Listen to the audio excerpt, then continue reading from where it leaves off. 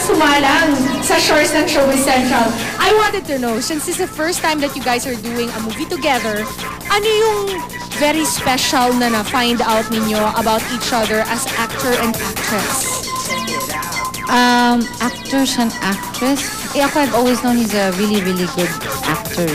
Actually, he helped me a lot in this movie kasi medyo drama tong pelikula na to alam mo naman ako sweet, di ba? Ang mga pelikula ko. Light-lightan. Light-lightan. Comedy kami Kumota ako niyan, dalawa. Kumota kami dalawa. Tapos ngayon, this time, medyo malalim, medyo mature yung role. So I don't think I would have been able to do my part if he didn't help me. And of course, si Joyce also. Kaya lang pagka yung ka-eksena mo yung humuhugot din, dapat humuhugot ka rin dun sa ka-eksena mo. And he was so good at magaling si Piolo dyan. Si Reg, he's a very giving actor. Si Reg, one thing I found out about her, napaka-sensitive niya. Nag-practice pa lang kami, nag-rehearse pa lang kami ng lines, umiiyak na siya. Ako yung may-motivate siya, yung umaarte. Madali siyang ma-affect. Hindi ko alam. Madali siyang ma-affect. Kasi di ba ang mga singer, iba din yung sensibility. Sabi ko kay Joyce, wag na akong i-motivate. Basta explain niya sa akin yung eksena. Minsan tumatabi sila sa akin, so nadidinig ko. Especially the last scene, yung drama scene namin, nasa akin yung camera, nasa tabi siya ng cam. Humahagulgol siya, hindi naman siya nakikita. Pero talagang napaka-giving din niya, napaka-selfless niya when it comes to acting because yung hindi siya madamot magbigay ng suporta. Kaya nakakatuwa. Uy, pero ito na, nakausap ko mga taga-Star Cinema and even Direct Joyce Bernal. Manonominate daw kayo pareho rito. Wow. Nape-pressure ba kayo sa concept na this is an acting piece for the two of you? Ikaw, PJ, sanay ka na, for Reg. Kasi talagang ngayon lang siya gumanap ng super serious role, di ba, Reg? Actually, just hearing that is already a compliment for me. Kasi nga, I never really considered myself as an actress. Parang reluctant actress talaga ako. But, you know, hearing those things nga around na parang, baka pwede kang magka-awards, whatever. Parang tumataba na yung puso ko doon. Happy na ako doon. So even if hindi talaga ako ma-nominate, I'm already happy with that. Matindi na talagang triple threat na kayong dalawa. Singer, actor, dancer. Don't forget the dancing part kasi kami talaga ni Piolo. Yan ang...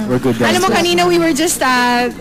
kanina inobserbahan lang natin silang dalawa. At parang talagang close na si Piolo at si Regine. And we wanna find out... tinan mo? Yung mga tinginang ganun na parang... Hindi nag-uusap pero on ko nagtitinginan. At kahit hindi tayo kasali, parang tayo natutunaw kay Piolo Pascual. Hindi na natin mag-bookingan na tayo kung paano nila kakilala na ang isa't isa. Yes. Okay. Ang papagawa namin sa inyo, you have to complete each other's sentences. Okay. Okay, and then we'll find out kung gaano talaga kayo ka-close to each other. So first we'll ask... So sino una? We'll ask Regine. Si Reg muna, tapos si Piolo ang sasagot. So bale... Okay, Regine for Piolo. Okay, Regine Piolo. You will complete the sentences for Piolo. For Piolo. So bale, put on your Piolo hat. Tapos, kumpletuhin mo ang mga sasabihin namin. Go. First off, my sexiest asset is... eyes. Oo nga, in fairness, iba ang mata ni Piolo Pascual. Proven na yan. Oo, yan o. As in. Yan yung pantunaw niya eh. Pero tinatanong ko talaga, totoo ba yan? Yun ang puhunan natin Yun lang ako kumikita Tunay na tunay yan. Hindi yan salamat, doktor. Pero ang sexy na, huwag na nga natin pag-usapan. Next up. Sige, ito maganda to. Ito, my biggest crush among the Kapuso stars is... Meron ba siyang sinabi sa'yo? Me. Talaga? Crush mo si Reg? Sorry, si Regine yung sumasagot para kay Piolo.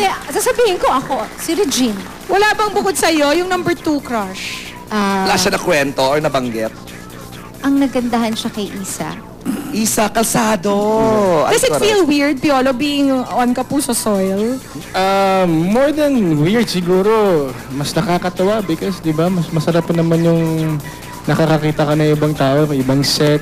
Tapos mas maganda na kinakalimutan niyo muna yung kompetensya, di ba? Mabait naman ang mga tao sa'yo. Yes, thank you. I'm sure. Sobrang bait na. Grabe sa studio when we did sis. we were kind of worried kasi nga baka mamaya may magalit, alam mo yun. Nagbabaan kaya yung mga taga-opisina. Ganon? Hindi nila ako pinansin. Lahat naging fan. Saka yung nga pala, gusto ko lang manawagan dun sa 3 hosts ng SIS. Kasali ako sa show na ito, sa movie ito. Parang hindi ka na masyadong pinansin, ha? Nakakalimutan ng songbird. Pwede ba naman yon? Punta ka lang rito, madalas, Piolo, ako na magsasabi sa'yo, masasanay ka din. Ganun talaga. Sanay ganun. Correct. Talaga, very accommodating. May personal experience ka dyan. O, si Piolo Sweet. naman. Si Piolo naman ang magko-complete ng sentences for Regine. Okay, I dedicate the song Paano Kita Iibigin to... Come on, Piolo. Aside from yourself, unahan na kita. Uy! Wala na. Hindi ko alam eh. Mahirap magsalita, nakakatakot eh. Hindi na mahirap Hindi magsalita namin napag-usapan ngayon. yan. Kasi it's all out in the open. It's out there. Say it! Ano pa bang ganun? Eh, iniibig na eh. O, tatanong kita, pogi ba siya? Pogi. Does his name rhyme with pogi? Poging-pogi. Okay, dun kasi siya yung gumawa ng kanta. Ikaw naman yung... Okay. Alright, ito, maganda to. Piolo, ang biggest secret na shinare sa akin ni Regine ay... Eh, lumabas na eh. Hindi na siya secret. Hindi na Hindi na secret Pero eh. nauna niyang sinabi sa'yo before it came out. Pinag-uusapan namin. In the magazines. Pero hindi naman pinapangalanan. Pero parang yung secret na, actually hindi lang naman yun eh. Pag kami ni Reg kasi, masyado kami open, kinakalimutan namin na artista kami. So, we're just too familiar, we're just too honest with each other na We talked about so many things. we talk about so many things. Love, life, everything. Food. So, We discovered that we like parehong food. similar things. Pareho kami ng mga Sago, paboritong pagkain. Palabo. If there's anything in mga Oo, gusto, pareho ganyan, kami mga- ng gusto. At pareho rin kayo matakaw. Parang hindi naman na yata Pareho kami naniniwala matakaw. doon. Regine, I just have to ask you this. Kamusta naman yung naging kissing ninyo kagabi? Huh? In Augie's concert? Yung kissing na lang namin ni Alam mo, kinilig ako doon. Ah? Saan yun? Hindi, ako mas kinilig ako, nakita ko yung trailer ng pelikula. Yun. Ang dami daw kissing scenes. Ano, My God, pakiramdam Ayun na lang able to- pag-usapan natin. Yung isa pang private yun. Were you able to count how many kissing scenes you had? Actually, we're trying to count yung mommy niya kinakount. Oo. Parang ganun kadami? 112 yata. Nung No, binyo but- namin sa Roadrunner, Ang dami yata. Pero, but, you know, this movie is not just about kissing scene or whatever, but Yes. It's a story. the We're story selling the is story. very real. Gusto ko A yung lot of concept na people- the movie is about second chances. Yes. Kasi Wow. first time ko din mag-play ng mother role, single Yes. mom. And my character has gone through a lot.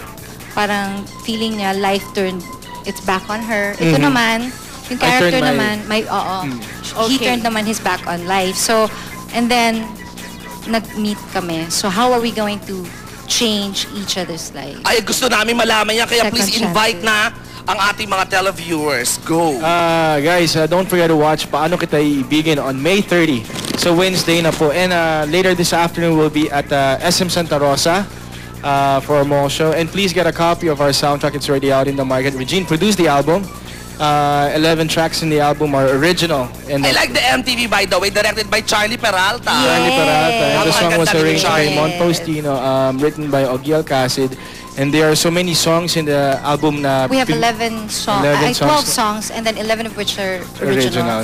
And I just want to say that I'm really, really very happy with this movie.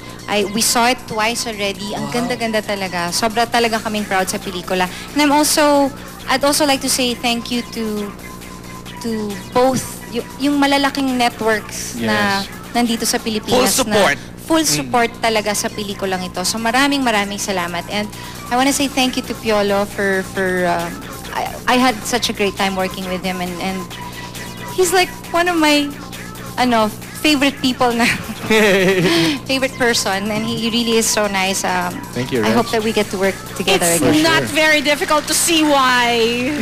Okay, sure maraming mauulit salamat, yan. Piolo. Regine, thank you very Flowers much. for you. And Thank you for coming. congratulations. And Maraming good luck. salamat. May 30 po yan, mga kapuso. Panoodin natin yan. Paano kita iibigin? Under Star Cinema, Star And of Viva course, Films. and Viva Film, Star of course, Regine and Piolo. Magbabalik po ang Showbiz Central. Diyan lang po kayo. Tayo naman ang magano. Lang, titigan mo rin Tayo ako. naman Ibig sinasabing age doesn't matter at mga showbiz couples na ito talagang hindi nagpapigil. At dahil taga Showbiz Central ka, ibibigay namin sa inyong aming countdown ng Showbiz May December Love Affairs. Tulad na lang nila Julina Magdangal at Bebong Muñoz, and Rufa May Quito at Eric Santos. Halos hindi ka pansin-pansin